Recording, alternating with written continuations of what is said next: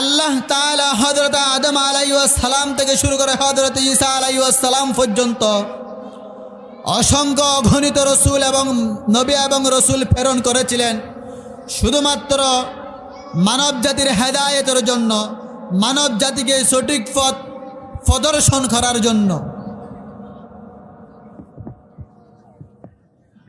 হযরত আদম আলাইহিস সালাম থেকে শুরু করে হযরত মুহাম্মদ মুস্তাফা সাল্লাল্লাহু আলাইহি ওয়াসাল্লামের আগ পর্যন্ত যত নবী এবং রসুল প্রেরণ করেছিলেন তাদেরকে নির্দিষ্ট কোনো জাতির জন্য এবং কোনো নির্দিষ্ট অঞ্চলের জন্য প্রেরণ করেছিলেন।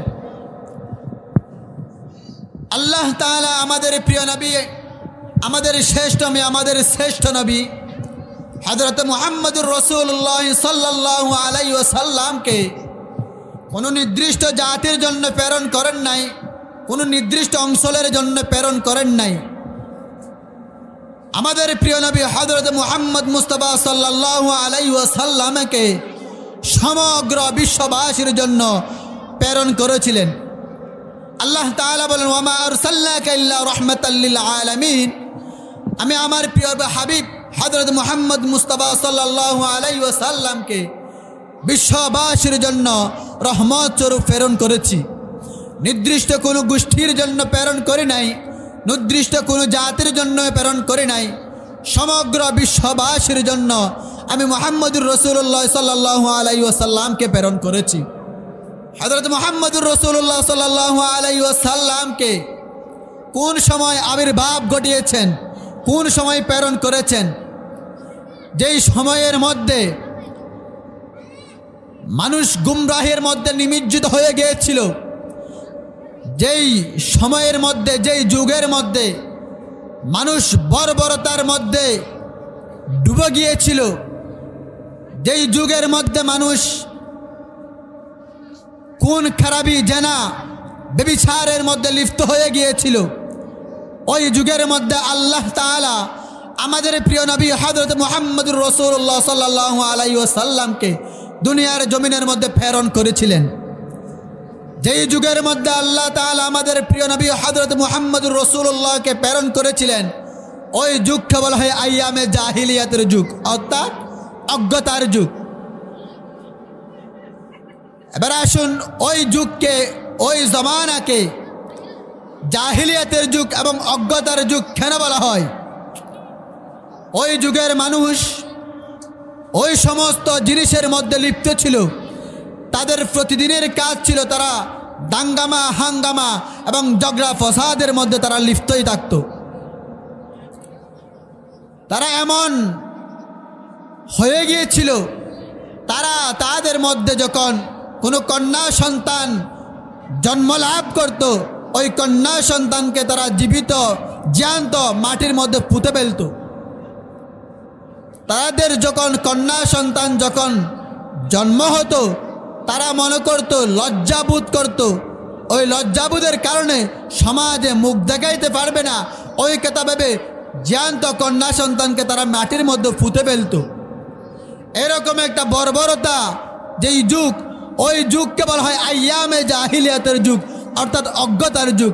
এই দুনিয়ার জমিনে ওই যুগের মধ্যে নিকৃষ্ট যুগ, ওই যুগের মধ্যে খারাপ যুগ আর দ্বিতীয় আরেকটা আসে নাই, আসবেও না।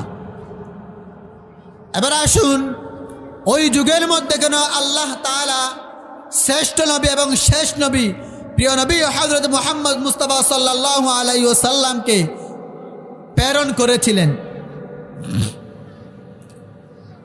আপনাদেরকে একটা উদাহরণ দিলে আপনারা বুঝবেন। রোগী যখন বড় রোগ হয়, তাকে বড় ডাক্তারের কাছে নিয়ে যাওয়া হয়। রোগী যখন ছোট থাকে, তাকে ফার্মেসির মধ্যে নিয়ে গেলে তার রোগ নির্ণয় হয়। তার যখন রোগ বড় হয়ে যায়, তাকে এমবিবিএস এর ডাক্তারের কাছে নিয়ে যাওয়া হয়। আইয়ামে জাহিলিয়াত, এটা এমন অজ্ঞতার যুগ, এটা এমন ফিতনা ফাসাদ যখন ছড়িয়ে ছিটিয়ে গিয়েছিল, মানুষ গুমরাহের মধ্যে নিমজ্জিত হয়ে গিয়েছিল, ওই অবস্থায় আল্লাহ তাআলা শ্রেষ্ঠ নবী, শেষ নবী হযরত মুহাম্মদুর রাসূলুল্লাহ সাল্লাল্লাহু আলাইহি ওয়াসাল্লামকে প্রেরণ করেছিলেন। আল্লাহ তাআলা হযরত মুহাম্মদ মুস্তাফা সাল্লাল্লাহু আলাইহি ওয়াসাল্লামকে আইয়ামে জাহিলিয়াতের অজ্ঞতার যুগে কোন দেশে, কোন শহরে, কোন গোত্রের মধ্যে প্রেরণ করেছিলেন? আল্লাহ তাআলা তার প্রিয় হাবিব মুহাম্মদুর রাসূলুল্লাহ সাল্লাল্লাহু আলাইহি ওয়াসাল্লামকে আরব দেশের মক্কা নগর কুরাইশ বংশের মধ্যে আবির্ভাব ঘটিয়েছিলেন। অন্যান্য দেশ আরও তো আছে, আরব দেশের মক্কা শহরে কেন তাকে প্রেরণ করেছিলেন? ভৌগোলিক অর্থে দেখা যায়, অর্থাৎ ম্যাপের মধ্যে দেখা যায় মক্কা নগরী হচ্ছে পৃথিবীর কেন্দ্রস্থল, অর্থাৎ পৃথিবীর যে একটা নাভি আছে, পৃথিবীর একটা যে কলিজা আছে, পৃথিবীর একটা মধ্যস্থলে যেটা আছে, ইসলামের প্রাণ কেন্দ্র হচ্ছে মক্কা নগরী, মক্কা শহর। ওই শহরে হযরত মুহাম্মদ মুস্তাফা সাল্লাল্লাহু আলাইহি ওয়াসাল্লামের পাঠানোর কারণ হচ্ছে ওই মধ্যখান থেকে ইসলামের আবির্ভাব ঘটবে, ইসলামের ফসার করতে সুবিধা হবে। এই জন্য আল্লাহ তাআলা মক্কা নগরীতে কুরাইশ বংশে, যেই বংশের মধ্যে, যেই বংশ ইসলামের আগের যুগেও তাদের একটা নাম ছিল, তাদের একটা সুনাম ছিল ওই গোষ্ঠীর, এই জন্য আল্লাহ তাআলা হযরত মুহাম্মদ মুস্তাফা সাল্লাল্লাহু আলাইহি ওয়াসাল্লামকে মক্কা নগরী কুরাইশ বংশের মধ্যে প্রেরণ করেছিলেন। আল্লাহ তাআলার নবী হযরত মুহাম্মদ মুস্তাফা সাল্লাল্লাহু আলাইহি ওয়াসাল্লামকে আল্লাহ তাআলা এই জন্য প্রেরণ করেছেন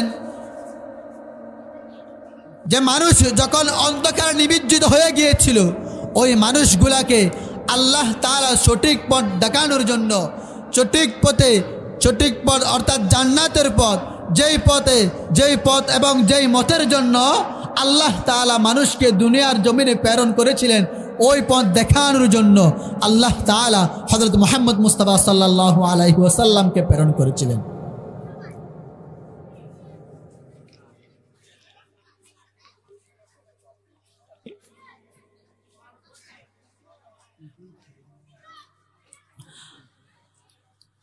নবী করিম সাল্লাল্লাহু আলাইহি ওয়াসাল্লামের পাঠানোর কারণ হচ্ছে মানব জাতিকে হেদায়েতের জন্য। যে মানুষগুলা গুমরাহের মধ্যে লিপ্ত হয়ে গিয়েছে, যে মানুষগুলাকে অন্ধকার থেকে আলোর দিকে আনার জন্য আল্লাহ তাআলা হযরত মুহাম্মদ মুস্তাফা সাল্লাল্লাহু আলাইহি ওয়াসাল্লামকে প্রেরণ করেছেন। তা আল্লাহ তাআলা মুহাম্মদ মুস্তাফা সাল্লাল্লাহু আলাইহি ওয়াসাল্লাম যখন ওই মানুষগুলাকে, আরবের বর্বরতা মানুষগুলাকে যখন ইসলামের দাওয়াত দিয়ে যখন তাদেরকে, ওই মানুষগুলার নাম শুনলে আজকে আমাদের থেকে রাদিয়াল্লাহু তাআলা আনহু, অর্থাৎ আল্লাহ তাআলা ওই মানুষগুলা, যেই মানুষগুলা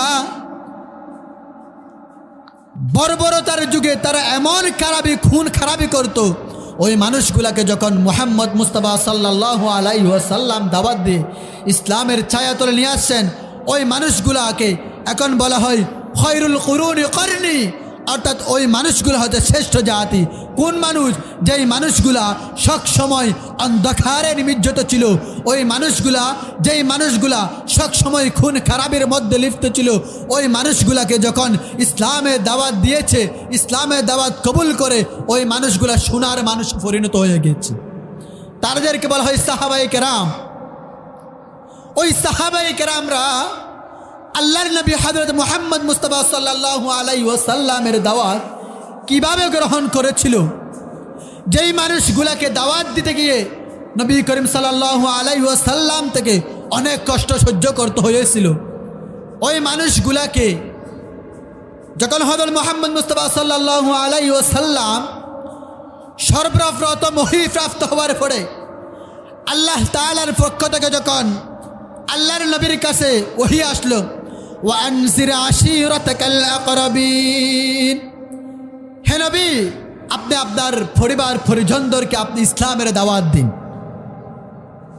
নবী করিম সাল্লাল্লাহু আলাইহি ওয়াসাল্লাম যখন ওয়ানজির আশীরাতাকাল আকরাবিন, আপনার পরিবার পরিজনদেরকে, আপনার আহলিয়াদেরকে আপনি ইসলামের দাওয়াত দিন, ওই দাওয়াতের কথা যখন নবী করিম সাল্লাল্লাহু আলাইহি ওয়াসাল্লাম তার গোষ্ঠীর লোকদেরকে, তার আত্মীয় স্বজনদেরকে যখন দিবে, তখন বড় বড় কাফেররা, তার আত্মীয় স্বজনরা, আবু জাহেল, উতবা, সাইবারা তখন বলেছে যে নবী করিম সাল্লাল্লাহু আলাইহি ওয়াসাল্লাম নবুয়ত প্রাপ্তির আগে যখন তাদেরকে কোনো কথা বলতো, কোনো মিথ্যা কথা বলতো না, কোনো মিথ্যা কথা না বলার কারণে নবী করিম সাল্লাল্লাহু আলাইহি ওয়াসাল্লামকে আল আমিন উপাধি মক্কার বড় বড় কাফেররাই দিয়েছে।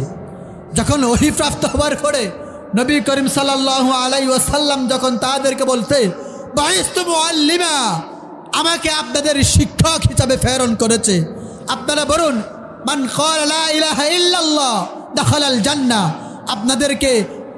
আপনাদের জন্য আমাকে আপনাদের শিক্ষক হিসাবে যে আপনাদেরকে লা ইলাহা ইল্লাল্লাহ মুহাম্মাদুর রাসূলুল্লাহ, যে আপনারা লা ইলাহা ইল্লাল্লাহ পড়ুন, আমাকে আপনাদের রসুল হিসাবে আমাকে প্রেরণ করেছে।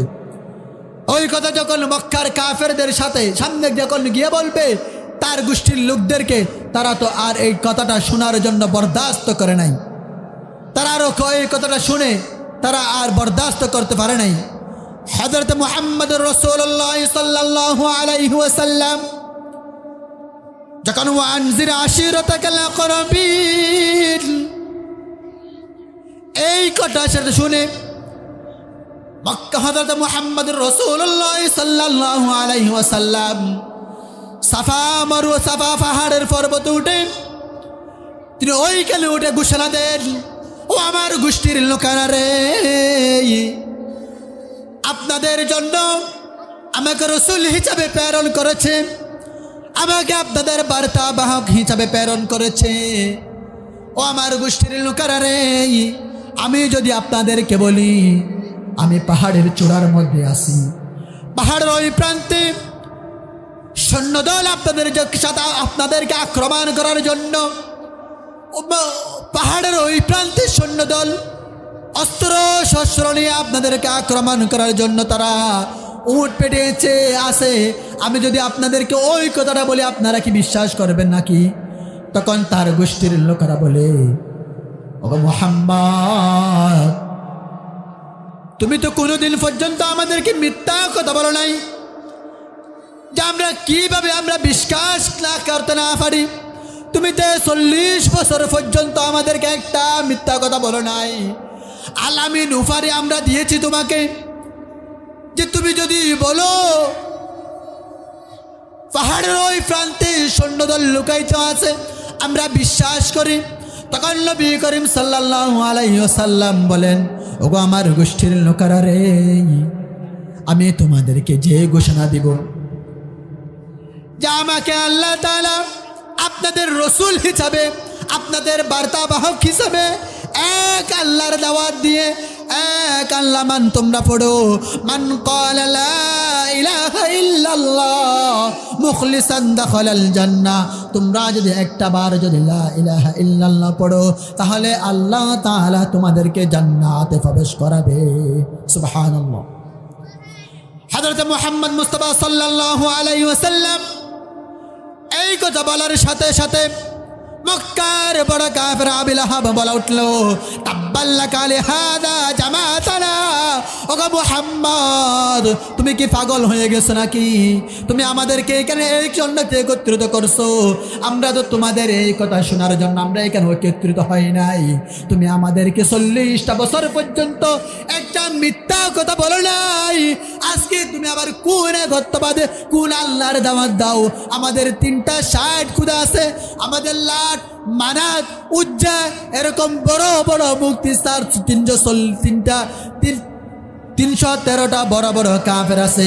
তুমি আবার এতদিন পরে কোন একত্ববাদের আল্লাহর দাওয়াত দাও? আমাদের 313 জন খুদা আমাদের সমস্যার সমাধান করতে পারে না, তুমি এতদিন পরে আবার এখন এক আল্লাহ কি আল্লাহ আমরা তো মানি না।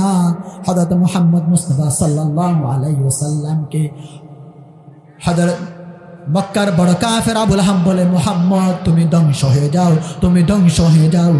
আল্লাহ তাআলা যখন আবু লাহাব যখন মুহাম্মদ সাল্লাল্লাহু আলাইহি ওয়াসাল্লামকে ধ্বংস হয়ে যাও এই কথাটা বললেন, আল্লাহ তাআলা আর বরদাস্ত করতে পারে নাই। আল্লাহ তাআলা কুরআন শরীফের মধ্যে সূরা লাহাব তাব্বাত ইয়াদা আবি লাহাবিন ওয়া তাব, আবু লাহাব নিজেই ধ্বংস হয়ে গেছে। আবু লাহাবের দুই হাত, আবু লাহাবের স্ত্রী, আবু লাহাবের মাল সম্পদ যেগুলো আছে সব কিছু ধ্বংস হয়ে গিয়েছে। একটা কারণ, কি কারণ? যে আবু লাহাব মক্কার কাফের, তার প্রিয় নবী, আল্লাহ তাআলার প্রিয় নবী হযরত মুহাম্মদ মুস্তাফা সাল্লাল্লাহু আলাইহি ওয়াসাল্লামকে কটূক্তি করার কারণে, একটু বকা দেওয়ার কারণে আল্লাহ তাআলা একটা কোরআনের মধ্যে একটা সূরা নাজিল করে দিয়েছে, যেটাকে আমরা সূরা লাহাব তাব্বাত ইয়াদা সূরা নাজিল করে দিয়েছি। আল্লাহ তাআলার প্রিয় নবী হযরত মুহাম্মদ মুস্তাফা সাল্লাল্লাহু আলাইহি ওয়াসাল্লামকে কেউ গালি দেবে, আল্লাহকে কেউ গালি দেবে, আল্লাহ তাআলা বরদাস্ত করবে। তার প্রিয় হাবিবকে কোন কুলাঙ্গার, কোন নাস্তিক মুরতাদ গালি দেবে, আল্লাহ তাআলা কখনো সহ্য করবে না। সুতরাং আজকেও আমাদের এই বাংলার জমিনে যত নাস্তিক মুরতাদরা আমার নবীকে নিয়ে কটূক্তি করে, আমার নবীকে গালি দিবে, আমরা মুসলমানরা আমাদের শরীরে বিন্দু মাত্র রক্ত থাকার পর্যন্ত আমরা কোনো দিন পর্যন্ত ওই নাস্তিক মুরতাদরা আমরা চার দিতে পারি না। ঠিক কি বেটি?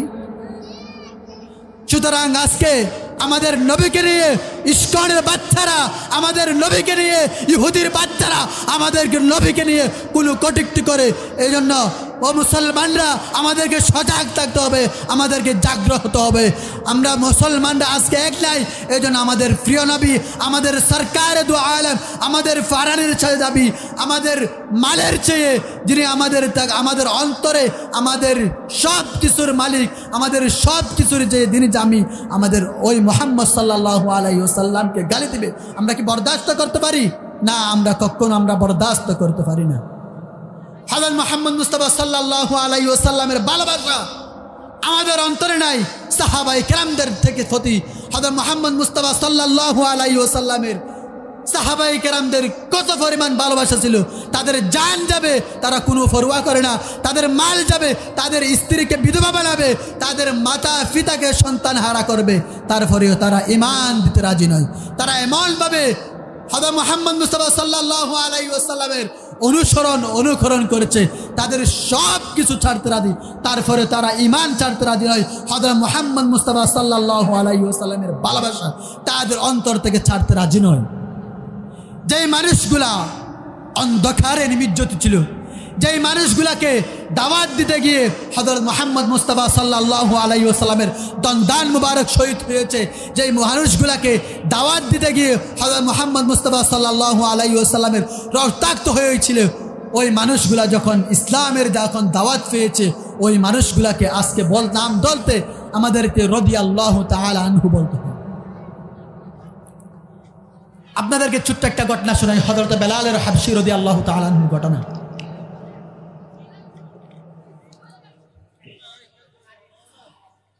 হযরত বেলাল রাদিয়াল্লাহু তাআলা আনহু হাবশী গোলাম, তার চেহারাও তেমন সুন্দর ছিল না, ঠোঁটগুলো ছিল বড় বড়, আফ্রিকা থেকে এসেছে। হযরত বেলাল রাদিয়াল্লাহু তাআলা আনহু গোলামের ঘরের গোলাম, বান্দির ঘরের গোলাম। হযরত নবী করিম সাল্লাল্লাহু আলাইহি ওয়াসাল্লামের সাহাবীর ঘটনা শোনাচ্ছি আপনাদেরকে। হযরত বেলাল রাদিয়াল্লাহু তাআলা আনহু, তার মুরিবের নাম হচ্ছে উমাইয়া বিন খলফ। উমাইয়া বিন খলফের গোলামি করতে গিয়ে তার টুটগুলা এভাবে জিকিরের মধ্যে নাড়াচ্ছে। উমাইয়া বিন খলফ জিজ্ঞাসা করো, গো বেলাল, তুমি কি আমার গুণগান গাইতেছো নাকি? তুমি তো প্রতিদিন চুপচাপ কাজ করো, আজকে কেন তোমার টুটগুলা নড়তেছে? হযরত বেলাল রাদিয়াল্লাহু তাআলা আনহু বলে, ওগো আমার মুনিব উমাইয়া বিন খলফ, আমি ওই আল্লাহ তাআলার জিকির করতেছি, যে আল্লাহ আমার আল্লাহ, তুমি আরো আল্লাহ, সমগ্র বিশ্বের আল্লাহ, সমগ্র জাহানের আল্লাহ, যিনি সব কিছুর পালন কর্তা, সব কিছুর রিজিক দাতা, সব কিছুর হায়াতের মালিক, সব কিছুর মাউতের মালিক, যিনি আল্লাহ, আমি ওই আল্লাহর গুণগান গাইতেছি। উমাইয়া বিন খলফ বলে, ওগো বেলাল, আমি তো তোমার মুনিব, তুমি তো আমার খাও, আমার পড়ো, তুমি এতদিন পরে কোন একত্ববাদ, কোন আল্লাহ তাআলার জিকির করতেছো?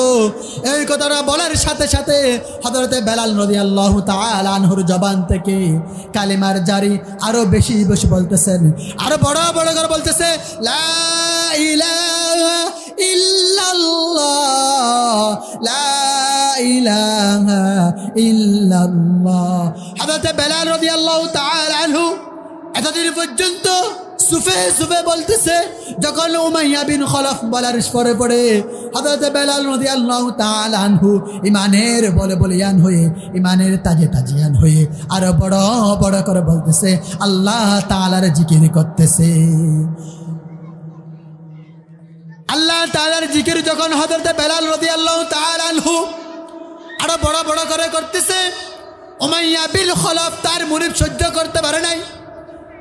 উমাইয়া বিন খলফ তার দরবারে অন্যান্য লোকদেরকে বলতেছে,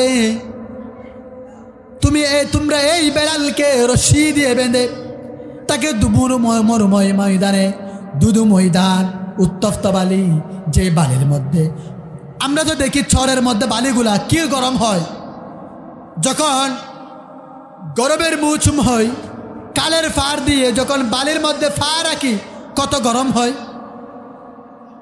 ফা দেওয়া যায় না জুতা ছাড়া এবং চ্যান্টাল ছাড়া। হযরতে বেলাল রাদিয়াল্লাহু তাআলা আনহুকে উমাইয়া বিন খলফ দ্বিপ্রহরের গরমের মধ্যে তার অন্যান্য সঙ্গীদেরকে আদেশ করলেন, এই বেলালকে তোমরা উত্তপ্ত বালির মধ্যে চিৎ করে ছুঁয়াইয়া দিবা।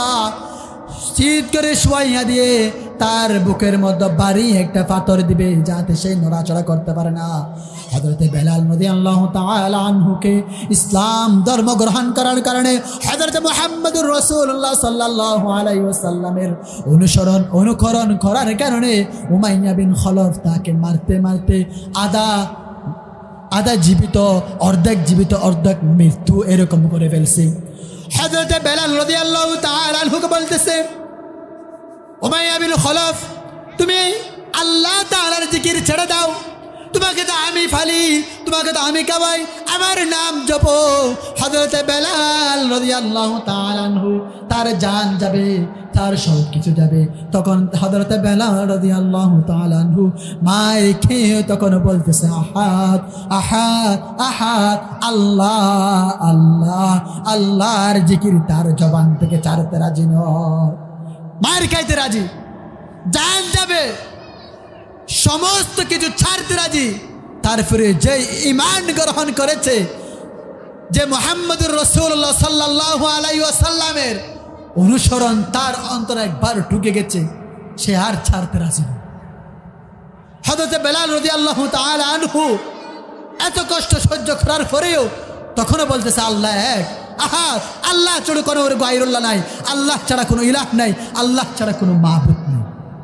আমি আল্লাহর নবীকে অনুসরণ আমি আমার অন্তরে যখন জায়গা দিয়ে ফেলেছি, এখানে আর কোনো দ্বিতীয় আর কাউকে আমি জায়গা দিতে পারি না।